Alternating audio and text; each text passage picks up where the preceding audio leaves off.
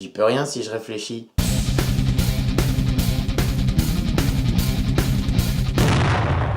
C'est de plus en plus difficile de dissocier télémédias et télépoubelle. Foncièrement, la télévision semble avoir bien compris que le téléspectateur a un accès constant à l'information. Encore faudrait-il qu'il s'en serve. Et préfère donc se concentrer sur une activité qui rapporte du pognon.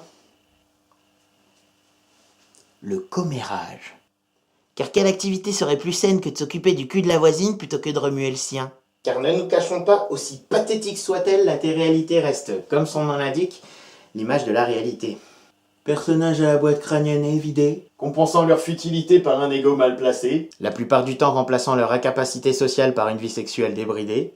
Mais ne nous sentons-nous pas insipides, nous et notre intelligence, de n'être capables d'oublier estime de soi et bonne éducation au profit d'une gloire éphémère au terme pornographique? C'est pas faux.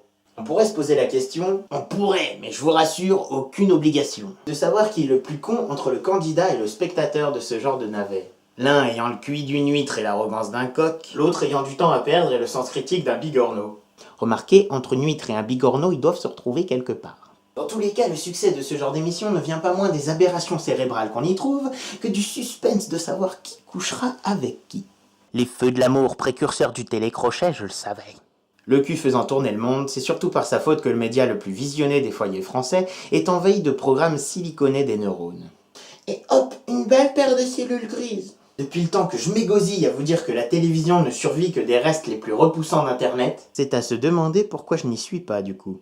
Et oui, la volonté de notoriété, l'espoir de réaliser ses rêves, l'argent et le show business sont autant de poudres aux yeux qui atteignent surtout les plus anonymes d'entre nous. Du coup, ne pourrions-nous pas attribuer l'essor de la télé-réalité au fait qu'un trop grand nombre de personnes n'atteignent jamais le succès?